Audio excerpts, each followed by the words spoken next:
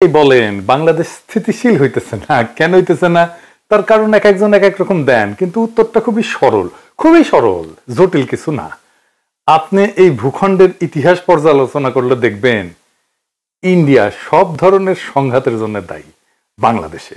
এখন অনেকে কইবেন, দাদা আপনি কিছু হইলে ইন্ডিয়ারে ঠাইনা আনেন, দরকার থাকুক বা না থাকুক। কথাটা শুনে দেখেন, যে জিনিসটা বাংলাদেশকে অশান্ত কইরা রাখছে, আসলে মূল ব্যাপার, একদম মূল ব্যাপার, সেটা হইতেছে বাংলাদেশকে ইন্ডিয়া কি দেখতে চায় আর বাংলাদেশ কি হয়ে উঠতে চায়। এই দুয়ের দ্বন্দ্ব বাংলাদেশকে অশান্ত করে রাখছে। এইটা যতদিন ফয়সালা না হবে ততদিন এই অশান্তি যাবে না। বাংলাদেশে ইন্ডিয়া আসলে কি চায় আর কিভাবে চায়, এই দুইটা প্রশ্নের উপরে নির্ভর করতেছে আপনার বোঝাপড়া বাংলাদেশ কেন অশান্ত থাকতেছে আর কেনই বা খুব সহসা এই অশান্তি থেকে স্থিতিশীল হওয়ার সম্ভাবনা নাই। কেউ কিছু মনে করেন না, আমার এই কথা শুনে আবার কেউ হতাশ হয়ে যায় না, কিন্তু এটা বাস্তবতাকে মোকাবেলা করাটা ভালো। এই দুইটা প্রশ্নের ফয়সালা করেন, বাংলাদেশ শান্ত হবে, স্থিতিশীল হবে। এই জন্য এই দুইটা প্রশ্নের উত্তর সমস্ত রাজনৈতিক দলকে দিতে হবে। সেটা হইতেছে ইন্ডিয়া প্রশ্নে, ইন্ডিয়ান নীতির প্রশ্নে আপনার অবস্থানটা কি, এটাকে পরিষ্কার করতে হবে। আপনি কি জানেন কিনা ইন্ডিয়া আসলে কি চায় বাংলাদেশে? আসেন একটু বুঝে দেখি বাংলাদেশে ইন্ডিয়া কি চায়। ইন্ডিয়া সেটাই চায় যা হাসিনা তারা দিচ্ছে, সোজা হিসাব। আর বাংলাদেশে হাসিনার মতো একটা সরকার চায়, যে বাংলাদেশের নানা ইনস্টিটিউশনের মাধ্যমে বাংলাদেশকে একটা ভারতের অধীনস্থ করজ রাজ্য হিসেবে টিকায় রাখবে। রাষ্ট্র হিসেবে না, একটা রাজ্য হিসেবে। সেখানে নাগরিকরা ভোট দিতে পারবে না, রাষ্ট্রে কোনো ইনস্টিটিউট বা প্রতিষ্ঠান থাকবে না, আদালত থাকবে না, থাকলেও সেটা আজ্ঞাবহ, নির্বাচন কমিশন থাকবে না, থাকলেও সেটা আজ্ঞাবহ, যা বলবে সেটাই করবে, পুলিশিং থাকবে না। পুলিশিং মানে হবে ধরো, পিটো, মারো, খাও, ঘুষ খাও, এটাই হবে পুলিশিং। ব্যুরোক্রেসি থাকবে না, মানে একটা রাষ্ট্র হয়ে ওঠার জন্য যা যা দরকার তার কিছুই থাকবে না। সিভিল সোসাইটি থাকবে না, মিডিয়া থাকবে না স্বাধীন, এমনকি পেঁয়াজও তুমি উৎপাদন করতে পারবে না, করলেও আমদানি করতে হবে।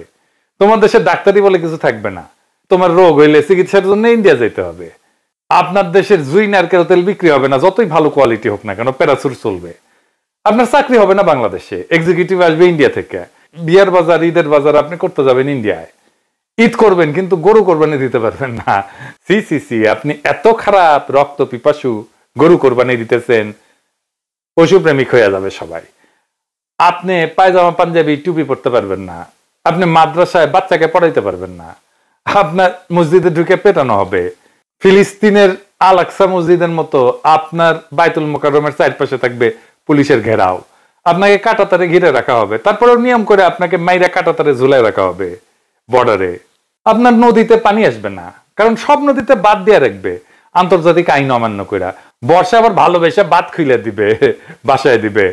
আপনি চাষের পানি পাবেন না, ফসল ফলাইতে পারবেন না, নদী শুকায় যাবে, হাহাকার হবে, পানির স্তর নিচে নামে যাবে। আপনি পাম্প বসায় পানি তুলবেন, এই কাজ করতে গিয়ে আপনি ভূগর্ভস্থ পানিতে মারণ বিষ আর্সেনিক মিশাই দেবেন। সেই আর্সেনিক আপনার জীবনী শক্তি পলে পলে নিঃশেষ করে দেবে। আপনার শিক্ষা প্রতিষ্ঠানগুলো ধ্বংস হবে, লেখাপড়া হবে না, আপনাকে পিটায় মেরে ফেলা হবে সারা রাত, কারণ আপনি 5 ওয়াক্ত নামাজ পড়েন। আপনি আওয়ামী লীগ করেন, ছাত্রলীগ করছেন, এটাই আপনার যোগ্যতা। এই যোগ্যতা বলে যে কয়টা সরকারি চাকরি তার সিংহভাগ আপনি নিয়ে নেবেন। আপনারে পড়ানো হবে আপনি আসলে অখণ্ড ভারতের অংশ। আপনি জানবেন মুসলমানরা আসলে বহিরাগত। আপনি কথা বলবেন, আপনাকে জেলে নেওয়া হবে, পিটানো হবে, ক্রস ফায়ারে মেরে ফেলা হবে, দেশ ছাড়া করা হবে, পেটের নাড়ি হুড়ি বের করে সিমেন্টের স্ল্যাব বেঁধে নদীতে ডুবাই দেওয়া হবে, কোনোদিন আপনারে খুঁজে পাওয়া যাবে না। চলন্ত ট্রেনের নিচে ফেলে দেওয়া হবে হাত পা বেঁধে, নয়তো আয়নাঘরে বন্দি রাখা হবে বছরের পর বছর। এই আয়নাঘর আর কোথাও না, আপনার ক্যান্টনমেন্টের মধ্যে। সবাই জানে, সব জেনারেল জানে, তারপরে ওইটা চলবে। কোনো কিছু বানায় বলা না, তাই না? সবকিছুই ঘটছে বাংলাদেশে। আর এইসবের কারণ আর কিছু না, কারণ একটাই, সেটা হইতেছে বাংলাদেশ একটা মুসলিম মেজরিটি দেশ। আর সেই বাংলাদেশ ভারতের মিথিক্যাল অতীতের অংশ, সে অখণ্ড ভারতের অংশ বাংলাদেশ। সেই অংশ সে ফেরত চায়, তার আগে তাকে পরিশুদ্ধ করে নিতে চায় তার জনগোষ্ঠীকে। কারণ এই জনগোষ্ঠী আগে হিন্দুই ছিল, তারা মুসলমান আগ্রাসনে ধর্মান্তরিত হয়েছে বলে তারা মনে করে। এদের পরিশুদ্ধ করতে হবে যেন মননে সে অখণ্ড ভারত মাতার সন্তান হইয়া ওঠে। তাকে নতুন এক ধর্মে দীক্ষিত করতে হবে, যার নাম অসাম্প্রদায়িকতা। এই অসাম্প্রদায়িকতা ধর্মে আপনি কোরবানি দিলে সাম্প্রদায়িক বর্বর, কিন্তু পয়লা বৈশাখের নামে অষ্টমীর এক ডালিয়া উদযাপন করতে পারবেন। আপনি বুঝবেনই না যে আসলে আপনার পয়লা বৈশাখের আড়ালে আপনি আসলে দুর্গাপূজার অষ্টমী করতেছেন। আপনি পূজা মণ্ডপে যেতে পারবেন, কিন্তু ঈদের নামাজে দাঁড়াইলে আপনি সাম্প্রদায়িক। পূজায় গেলে আপনি অসাম্প্রদায়িক, ঈদের নামাজে দাঁড়াইলে আপনি সাম্প্রদায়িক। তারপর একদিন টুপ কইরা ভারত আপনাকে অখণ্ড ভারত মাতার অংশ করে নেবে। Syllabus complete. থ্যাংক ইউ, ধন্যবাদ। বাংলাদেশ জিন্দাবাদ। এটাই আপনার ডেস্টিনি হয়ে উঠছে।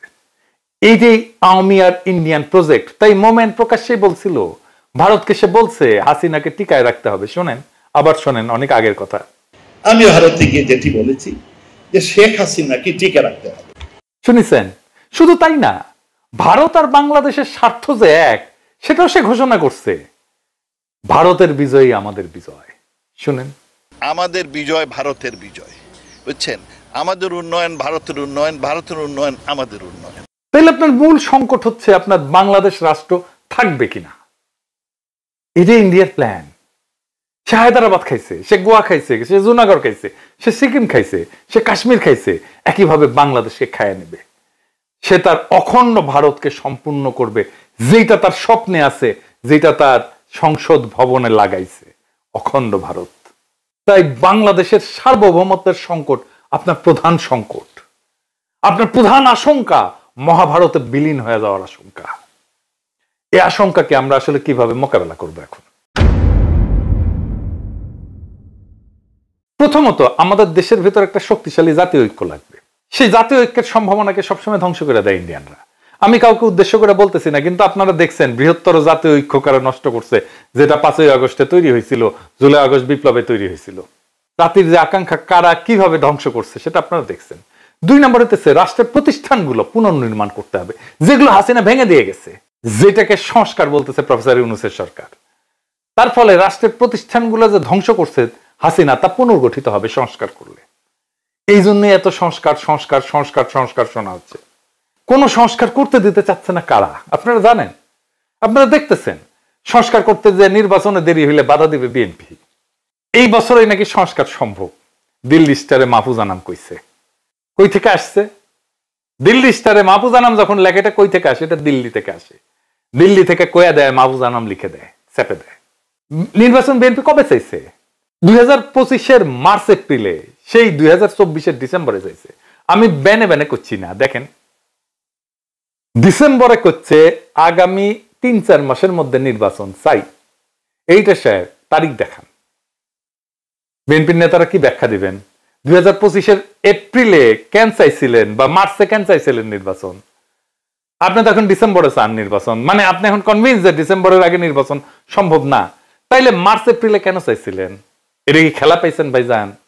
দেশের ভাগ্য নিয়ে, দেশের ভবিষ্যৎ নিয়ে খেলা এটা? সিরিয়াস চিন্তা না করে একটা কথা কয়ে দিবেন আপনি? তাহলে তো সিনিয়র নেতারা। আবার দেখেন বিএনপি স্পষ্ট করে বলছে, বর্তমানে দেশে আলোচিত প্রায় সব সংস্কার প্রস্তাবই আমাদের 31 দফায় অন্তর্ভুক্ত আছে। তার মানে সংস্কার করার দরকার নাই। এরা তারেক রহমান বলছেন নভেম্বরের 14 তারিখ 2024 রাষ্ট্র কাঠামো মেরামতের রূপরেখার 31 দফা ও নাগরিক ভাবনা শীর্ষক সেমিনারে বলছেন। খুব ভালো কথা, মেনে নিলাম যে এই 31 দফায় হইতেছে সংস্কার। তাইলে 31 দফায় তো সব সংস্কার আছে, তাই না? তারেক রহমানই তো কইছে, তাই তো বলছেন তারেক রহমান। এটা করতে কত টাইম লাগবে বিএনপির? বিএনপি এইটা বলছে তারেক রহমানের বক্তব্যের সপ্তাহ 3 পরেই, যে কত সময় লাগবে সংস্কার করতে। 3 থেকে 4 মাস লাগবে এই সংস্কার করতে। যেই সংস্কারের আলাপ হইতেছে সেটাই 31 দফায় আছে, আর সেই সংস্কার করতে 3 থেকে 4 মাস সময় লাগবে বিএনপির কথায়। তাইলে বর্তমানে দেশে আলোচিত প্রায় সব সংস্কার প্রস্তাবই যদি বিএনপির 31 দফায় অন্তর্ভুক্ত থাকে, আর সেই সংস্কার করতে যদি 3 থেকে 4 মাস লাগে, তাহলে কি বিএনপি 31 দফা ক্ষমতা নেওয়ার 3 থেকে 4 মাসের মধ্যে বাস্তবায়ন করতে দেখাবে? পারবে? হুদাই একটা কথা বলে দিলি